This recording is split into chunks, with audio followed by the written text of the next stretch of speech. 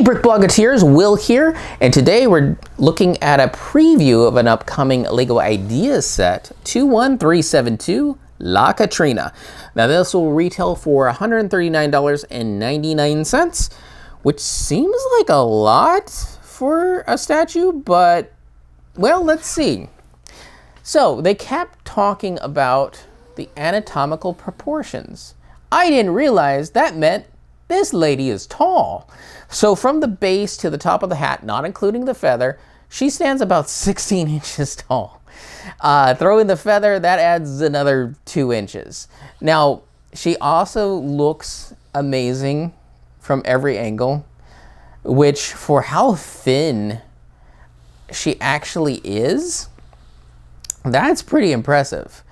They managed to get in all this details without having any excess parts that shouldn't be seen showing. So the model itself has a ton of stability built into it because of how tall she is. The skirt portion has a lot of crisscrossing bricks and plates with some modified things to really hold it all together. Axles are thrown through it vertically to keep this base very, very solid. In fact, if it wasn't for the fact that these skirt layers are clipped on a little bit more delicately, you could pretty much just grab the base and just move it around without it falling apart. The skirt itself, I was starting to worry because it was starting to feel very repetitive. It was like, well, we're clipping on the fronts and backs, and we're pinning in the corners, and we're doing it again, and we're doing it again, with the only change being the bottom hem of each tier having a little different decoration. So I was really getting worried. Then we got to her waist. So her waist does move. You'd have to hold on to the skirt so she doesn't move the whole thing. There is a large ball joint in there, and this starts building up Technic and brackets to make up the core. This is where the whole set turns on a dime and turns it up to 11. Because of all the detailing and sloping, it gets really different. The shoulders are built in with large ball joints, and if we lift up the elements there, you can actually see the large ball joints that hold the shoulders on. So that allows those arms to move. Then the biceps, or this bone that comes out here, that can actually be twisted. So you have additional movement there. The elbows have clicking hinges, so you can move them straight and then click them to be at just the right angle, and make sure that the elbow looks right.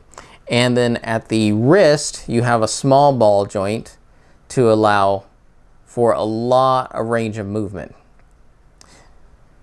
And again, they were touting the anatomical correct proportions. This is the first model I can think of in a very, very, very long time. They put 5 fingers on each hand and put the thumb in the right spot. I think the only thing they didn't do is the lengths of the finger bones. But good Lord, they made this work without it looking overly crowded. So I was just getting really excited with this whole torso, especially since as you move up to the top part of her chest, we're getting into more interesting part usage. So you have bananas to make up the ribs. You have horns to make up the collarbone.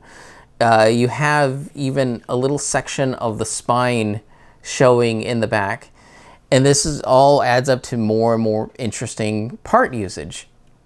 Then it got to the head. And that's when I started seeing parts coming together in all sorts of different ways. Upside down, inside out. We're using lipsticks. We're using frilly neck pieces. We're using boomerangs. We're using pieces I've never seen before, like to make up the eyes. These are like little slopes. So they're kind of like cheese wedge slopes. They can only go one way. There's flat on one side. But instead of a slope coming down, it's a rounded half dome. And seeing those parts, that makes those eyes pop.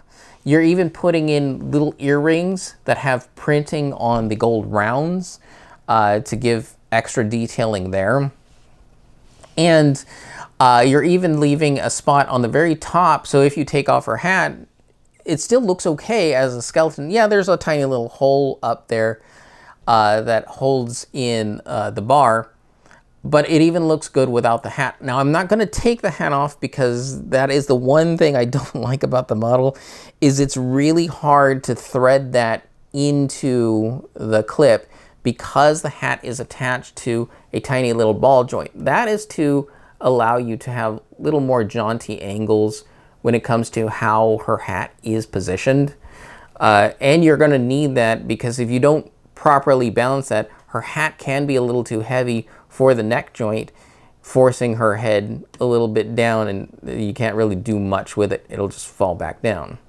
So you need that extra tiny little joint in there. Of course, throw in the history of how La Catrina became a symbol for Mexico. You can read that in the article. Did a lot of research, was amazed to see how much multicultural international influence had to go in to even make her a symbol for Mexico. And it just goes from a unknown artist in One Jose to now a staple for a different artist, the fan artist Jose, to make it an icon. This is an extremely good set. It's still pricey, but man, I've never built anything like it. So try and check it out if you can. Again, that's set number 21372, La Catrina from LEGO Ideas.